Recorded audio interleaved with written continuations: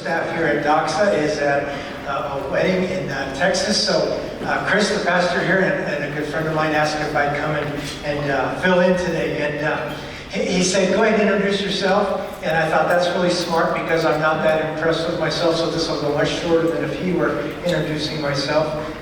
Been married for 45 years. My wife is here. We have 2 adult kids, one who's a U of A grad, 2 granddaughters, was the pastor at Pantano Christian Church on the east side for 24 years, and just stepped away from that role as lead pastor, and found a younger guy to lead. He's doing a great job. I'm so proud of him. These days I get to mentor and coach other pastors and leaders of nonprofits, and in addition to that, I just love to water and snow ski. And you're thinking, then why did you come to Arizona? But there is snow and water here to ski on. You know, I grew up just average. No, actually I was below average. You know, you would never think of anyone come say, hey, I'm glad I'm below average. But that was really my experience, especially in elementary school. And I saw myself as dumb. My goal in grade school was just to graduate to the next grade. You know, when the final report kind of came out, that's all I wanted to know. Did I make it to the next grade? I had to go to remedial reading classes. In 4th grade, I remember my teacher, Mrs. Yosepian. She put up in the front of the class this chart. It was a spelling chart, and every week we had a spelling test. And your name, you had a card with your name on it, and she would put where you were for the spelling that week. You know, A, there were 5 levels, A, B, C, D, and F. And my card was always in the D and the F levels, and the whole class is watching us. Everybody could tell that I couldn't spell. In middle school, I wasn't in the cool group. At that point, I wasn't much of an athlete. I wasn't with the smart kids, didn't have a group to belong to, really didn't have friends. You know what I longed for? I just longed to belong, to have a group, to have that group of people that really where I just knew I belonged, that I was on the inside, but I always felt like I was on the outside. And especially in middle school, that's such a painful experience. And I didn't know how to deal with the pain at that age of life. I just didn't know how to deal with it in a healthy way. How about you? Ever been ghosted by a friend? I have a good friend, and she's got this really tight group of friends, and they hang out together all the time. And one of them planned a birthday party, and she discovered it on social media that she hadn't been invited. And the pain was incredible. Sometimes we don't even feel like we belong in our own bio family. And who are your people? Who do you belong to? Who accepts you as you are, with all the messes and mistakes? Who are your safe people? I was starting my sophomore year in high school, and it was then, that summer, right before my sophomore year, that I actually discovered who Jesus was. And for the first time in my life, I read through the New Testament, and I was so captivated by Jesus that I made the decision that summer that I wanted to follow Jesus. And I wanted to do life His way. And as I read the New Testament, especially as I read the teachings of Jesus, I thought, man, this is incredible. I'd never heard anything like this. And then I started attending a church, and church was new to me. I hadn't gone to church hardly ever, maybe Christmas and Easter stuff growing up, but it was all new to me. And I quickly realized the other students in this church that I was hanging out with, they knew all about the Bible. They could open their Bibles and find the books. I didn't even know the names of the books. And they knew all the words of the Bible, like the word circumcision, all those kinds of things, you know. They were insiders. And at first I felt like such an outsider. And maybe some of you feel that right now. And I just want to encourage you to listen to what I'm going to talk about, but also to really stick with this, because this can be an incredible place to find belonging. Beyond the basics of food and water and air and just basic physical safety, our most basic need, our most significant desire that's just so powerful within us is that need to belong. We need to be loved and accepted without condition. We need to have that place where we feel like we're an insider. But man, we live in a world that is just designed and excels at making us always feel like we're the outsider. I believe there's an evil in this world, and the evil has strategies, and one of those strategies, it's as old as human beings have been, it's the strategy of division. And man, we are seeing it like we've never seen it before. And it goes like this. There are those who create mistrust of others, and they make those others a them. It's an us and them kind of thing. And the thems that are not us, they're always made to look untrustworthy, bad, and definitely not one of us. And then you see this used over and over. The labels are made, and they're judged and pigeonholed. And where all that leads is to constant loneliness and isolation. The current research right now shows us that right now, people here, especially in America, are more lonely and isolated than ever before since research has been done on that. And it's painful. We're at epidemic levels right now. We long to be accepted as we are. Now, when I say that doesn't mean that we want to stay where we are or that we should stay as we are, but we long to be accepted where we are. We need to belong. We need a group of people that are safe, who love us. It's always been that way. And the reason it's always been that way with us, that we have that need, is because that's how God created us. God created us so that we would desire a relationship, first with Him and with each other. He built that into us. It's in our DNA. We were made to want and need God, to belong to Him, and then to belong with each other. He created us that way. God's all about belonging. That's why He came to us as a human being, Jesus. God who came as a human being into our world, into our life. He came here, and the whole reason that He did that was to tell us that we belong to God. He loves us. He wants to be a father and invites us. In fact, He literally adopts us to be His children. And adoption's cool. See, when a parent adopts a child, it wasn't a mistake. It was a choice. God wanted to have that kind of relationship with us.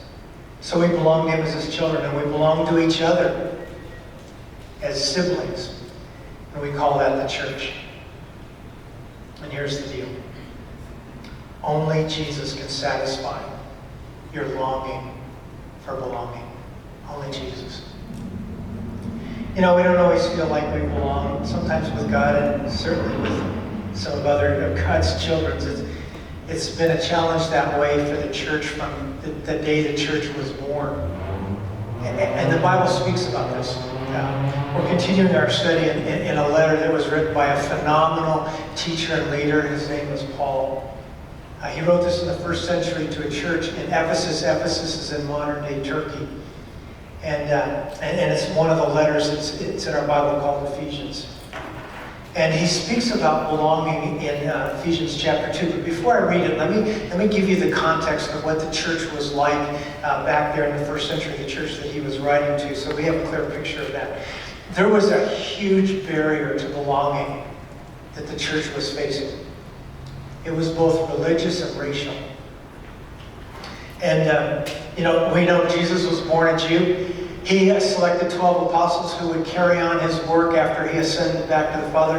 Those 12 apostles were Jews. The very first church was born in Jerusalem with Jews. Now, some of those Jews were from other nations, but they were all Jewish in terms of their faith. And this guy guy named Paul comes along, and God says, I have a job for you. I'm commissioning you to do something very specific. I want you to take the message that God wants to have everyone belong to those who have not felt like they belong, to the Gentiles.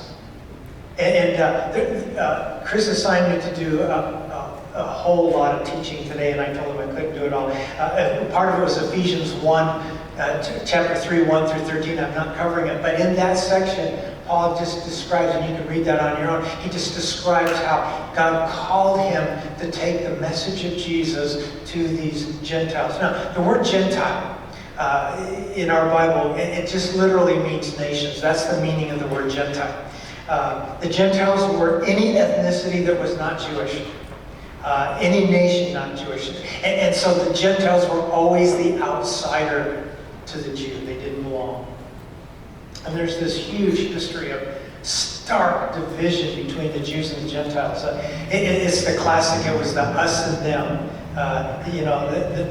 Either you were in, you were a Jew, or you were out. You belonged or you didn't belong. And so in Ephesians chapter 3, 1 through 13, which we're not going to read, he's given the specific mission to take the message of Jesus to the Gentiles. And so here's what Paul did. He'd go to a city like Ephesus, and because he was Jewish in background, he would first go to the synagogue. He would connect with the Jews there, and he would tell them about Jesus.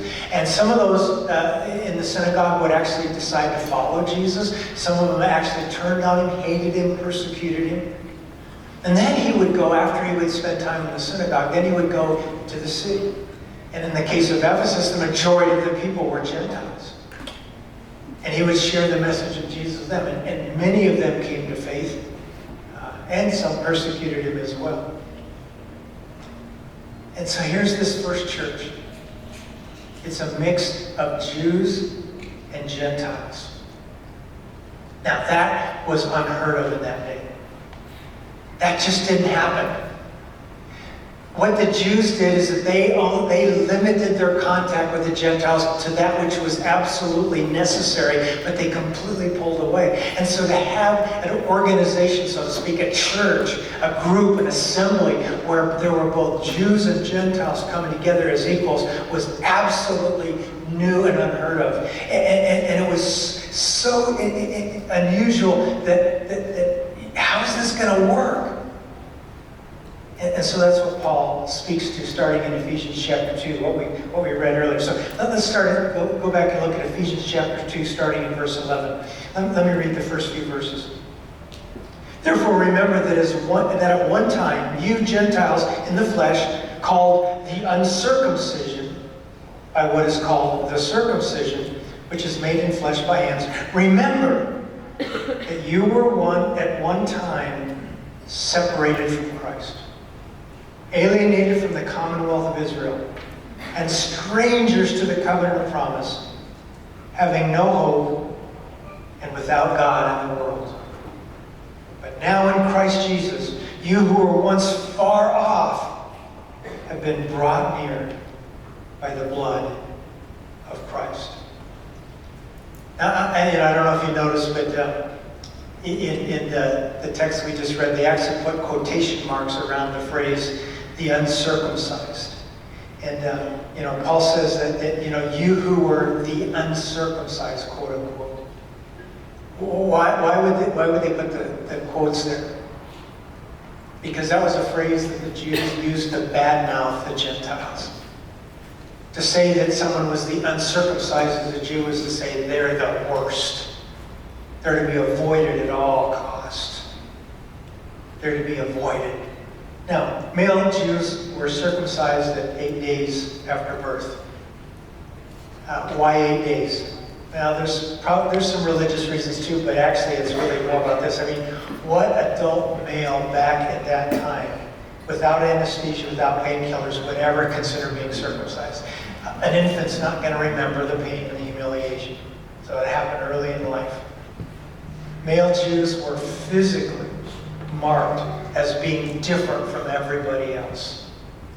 Circumcision is what made them different. That's why they used the phrase the circumcised and the uncircumcised.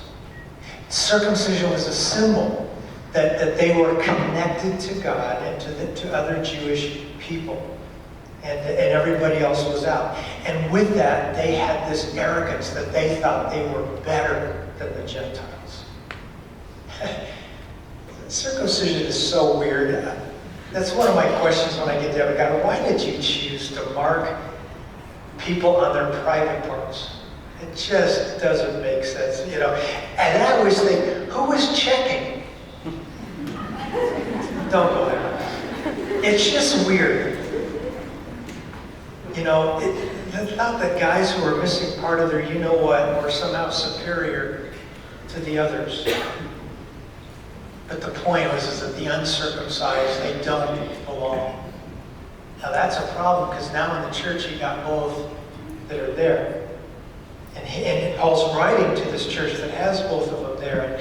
And with this history of animosity and division, you know, how's this going to work? And so here's what Paul starts with. He actually starts by talking to the Gentiles. And he says, remember who you were. Not who you are, who you were.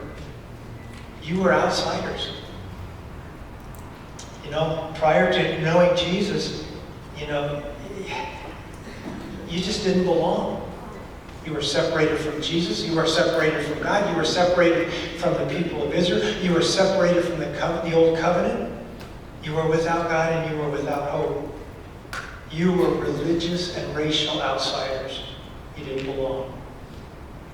But Jesus changed all that. They're no longer outsiders.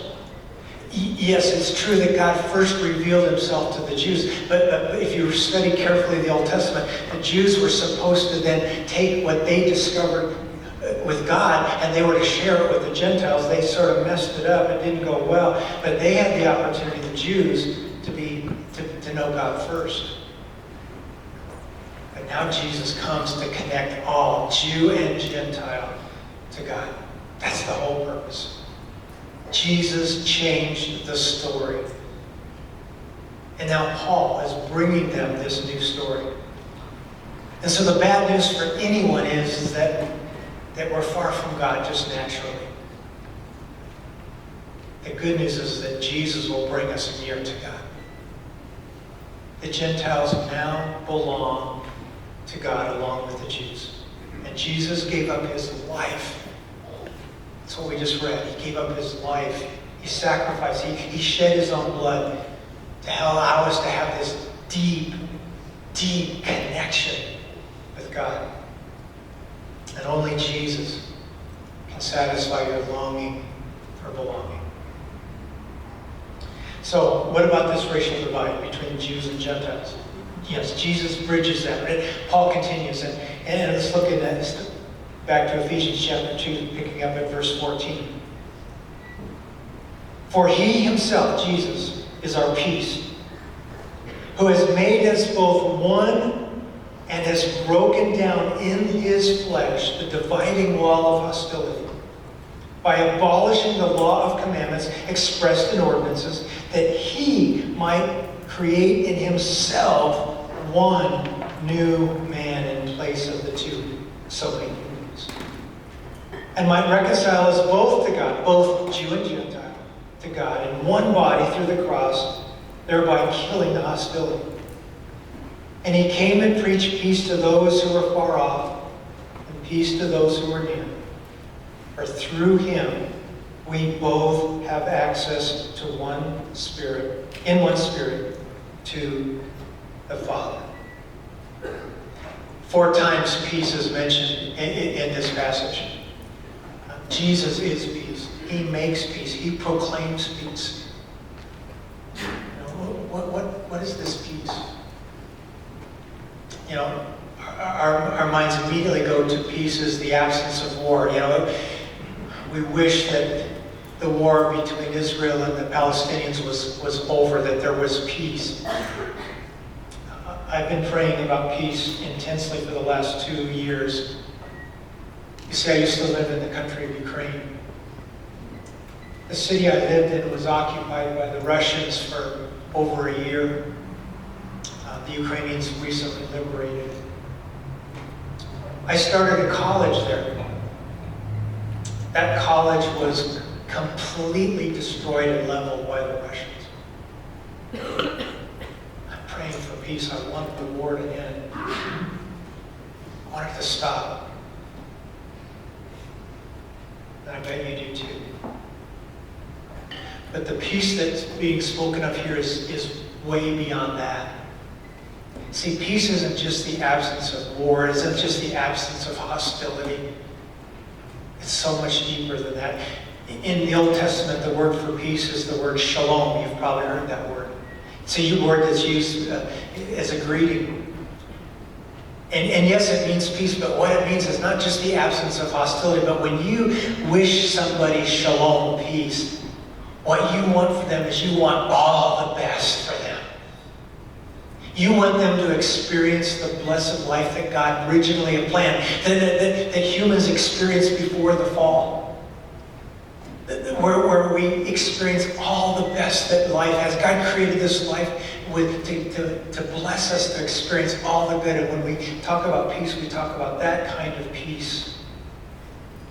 And it's only found, that kind of peace, it's only found when we belong to God. We'll only experience that kind of peace when we really have found a home. And the Father of that home is God, as His children. And that only happens in Jesus. Only Jesus can satisfy your longing for belonging. And so Jesus made peace. He made us one with God. We're no longer separate, we're together. He's our Father, we're His children. And He also made in all of us who have made that decision one as a people. He brought together both Jew and Gentile through His death. He brought all of them to become children of God. And I love what Paul said in verse 16. He said, Paul said Jesus did this, to reconcile us both to God in one body through the cross. So we're one. We're family. And this is huge. God, Jesus made a way to bring these two groups that would never have anything to do with it to actually become part of one family.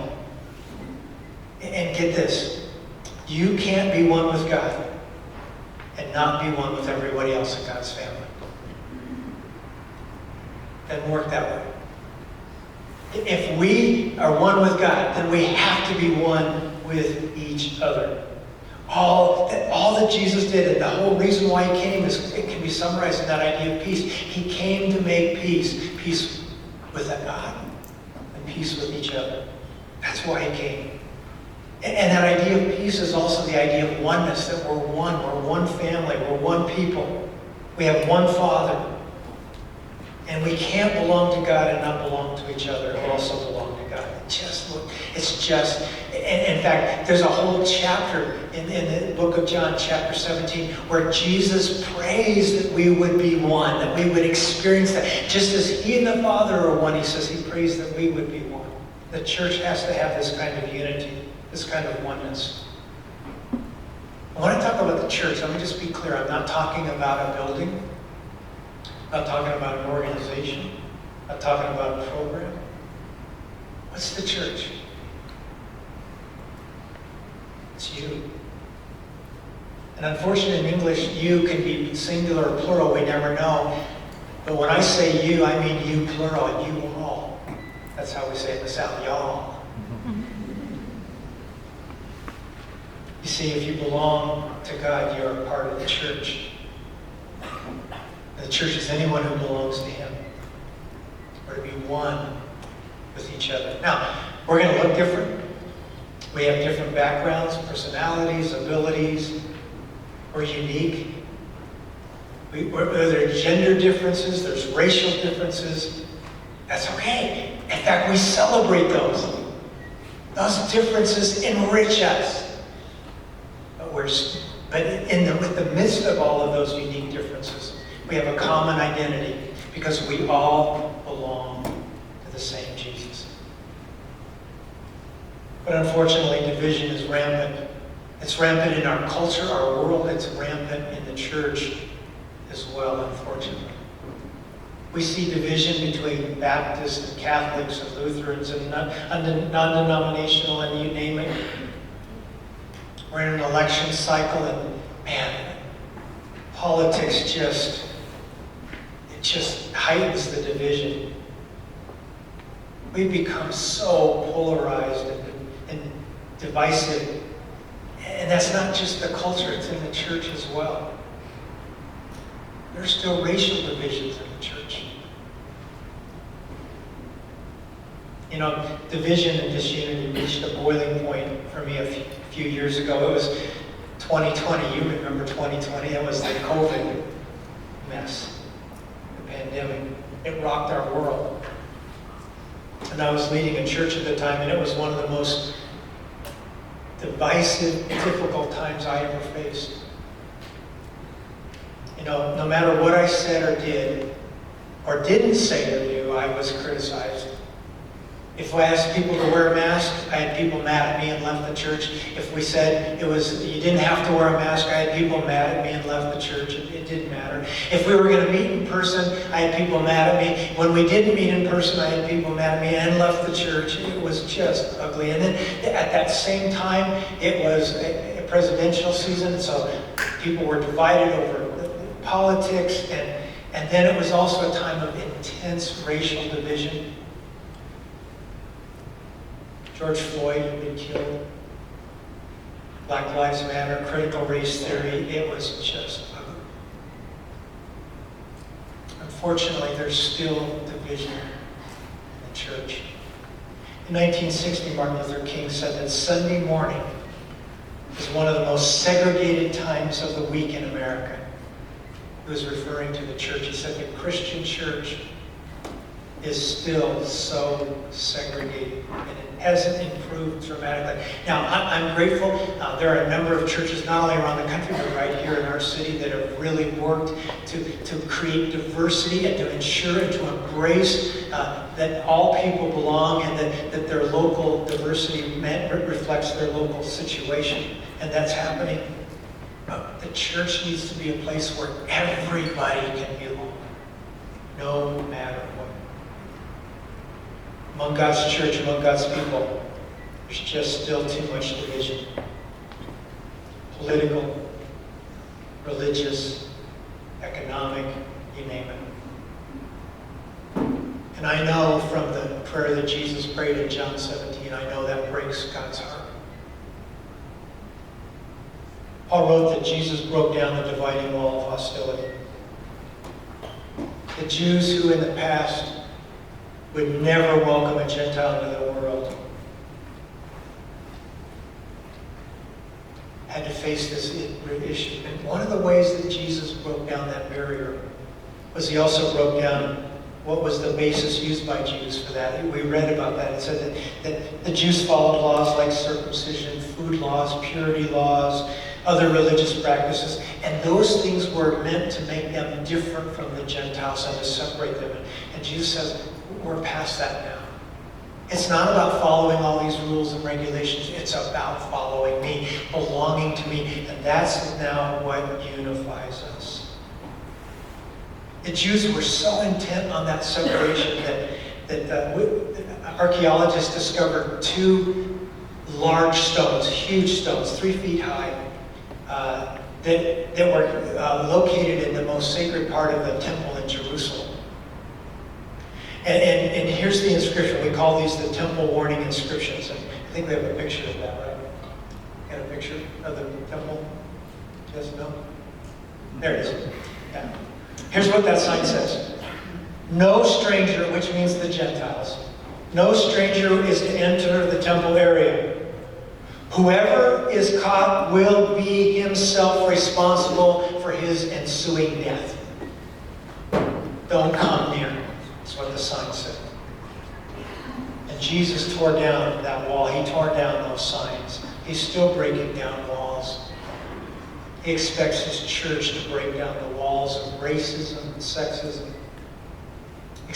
He expects us to break down the walls that political parties build. This is what Jesus says.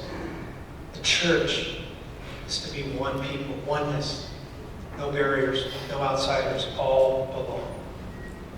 This is what Paul wrote in a different letter as well. It's to the church in Galatia, which is also a modern-day Turkey. I want you to to hear these words.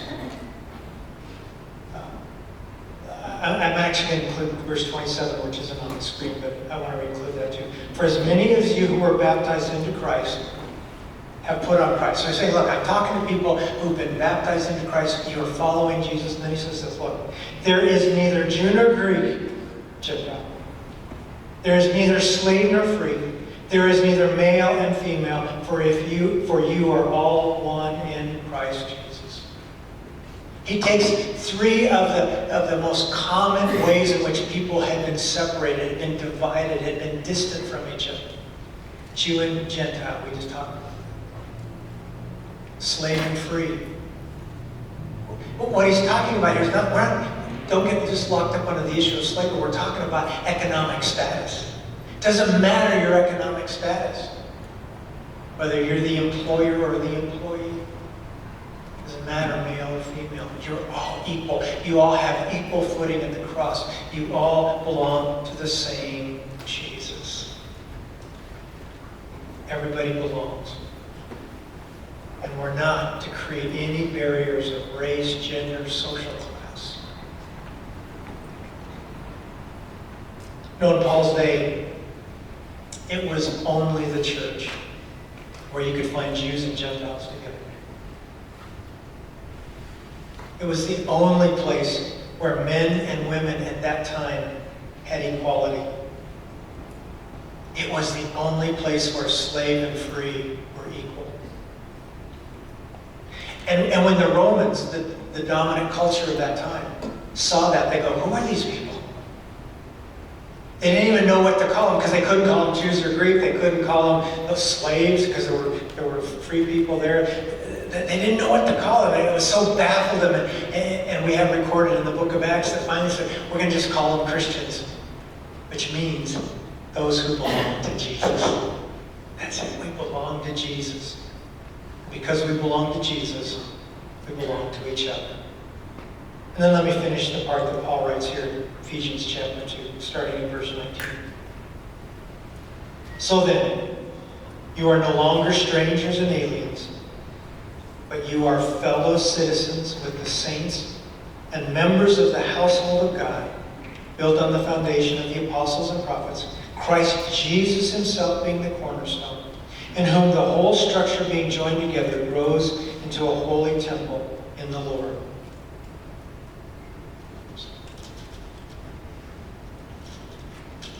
In him you are being built together into a dwelling place for God by the Spirit. So Paul uses a couple of metaphors here in this passage. One of the ones that we've seen is that the idea that we're a family, we're members of the same household. The household belonging to God. We've been adopted into God's family. We belong to him and we belong to each other. Your family. Now, imagine we're gathering together at the start of the service. It's just a little before 10 o'clock. And somebody walks in with a big, old ASU shirt. Already an outsider. Already trying to make a statement, probably. Right? But if they belong to Jesus, are they also family? Of course. Of course, much more serious things than what team you're a fan of. Paul also uses the metaphor of a building, specifically the temple. Remember that temples were, that's where God was. The temple in Jerusalem, God actually was present there. He lived there, so to speak. Now, God was always bigger than the temple, but his presence was there. Now, what Paul is saying to us is that we, the church, we're the temple. Not just you as an individual. We together are the temple, because together we're a place where God lives. Together, in our diversity, we're able to reflect that. They were together, and together is where God lives. All right, so what? Well, I just have one challenge for you today, something to do and to become. And here's my challenge. It's really simple, but it's profound. I spent a lot of time the last few weeks thinking about this. And don't minimize what I'm going to say, because it has the power to transform in some significant ways. And the challenge is simply this. I want to challenge you to really belong to Jesus. That's where it starts. He longs for you to hang out with him. In John chapter 15, it says he invites us to abide with him. The word abide literally means to sit with, to hang out with, to be at home with. He longs for us just to be with him, to really belong with him. Because we know that only Jesus can satisfy your longing for belonging. Only Jesus. And so my challenge to you is this, just to authentically be with Jesus. We get so busy. We have so much to do. There's so much to distract us. And will we really, all through our day, really focus on being with Jesus, really hanging out with him? Go to him first. Before we make big decisions like changing schools or a major or a job or a roommate or a spouse, but also all the everyday decisions about how I use my time, how I use my money. What about that conversation that I need to have with somebody? We have a conversation we know we need to have, and it's maybe going to be a little challenging. Do we take time to say, Jesus, what do you want me to say? We hang out with him so much that he begins to shape who we are. As we belong to Jesus and have that soaking time with him, we will be changed. We'll become more and more like Jesus. The more we spend with him, the more we think like him, the more his values shape us, the more we act like him. We'll treat others the way Jesus treated. And then if we truly are becoming more like Jesus, belonging is inevitable, because that's who Jesus is. He welcomes them all. If you'll really be with Jesus, you'll intentionally embrace those who are different, those who are longing to belong. If you're becoming like Jesus, you'll do what he says. You'll embrace the outsider. You'll love your enemy. You'll serve those who have nothing to give back in return. You'll break down the walls created by race, politics, and gender and status. You'll welcome all. Maybe some of us here are in that place where we're looking for a place to belong. May I encourage you that this is the place, the church. It was the church that really, I began by saying how I was below average and I was struggling. And when I found the belonging with Jesus and his church, my life was transformed. I went from that kid that could barely get through school to a kid who graduated magna cum laude. Why? Because I discovered a life because of being accepted and welcomed. Some of you are here and you need this kind of place. Reach out. Take the risk. Get connected here. Find out about who Jesus is and what it means to be a part of his people. The early church broke down the barriers that divided. The world was amazed. May we be that church. A church that so embraces each other who are different that the world looks and goes, wow, that's different. It was so amazing that people flooded to the church. And within just a few hundred years, the church conquered the Roman Empire. It was like no family the world had ever known. A family where everybody belonged to God, the Father, and to each other. And today our world needs that more than any place else, a place to belong. Be that people. Be that place. Be that church. And where it all starts is that we've got to be with Jesus, to be like Jesus. We have to be with him to become like him. And the way Jesus is that he treats all members of the family as loved and equal. So So my challenge for you this week is just to check in with Jesus as often as you can. Spend as much time with him. It might even just be walking from here to there. Begin the morning that way, end the day that way. Find as many times as you can to just be with him. When you're sad, when you feel that fear, when you're anxious, sit with Jesus. Be with Jesus.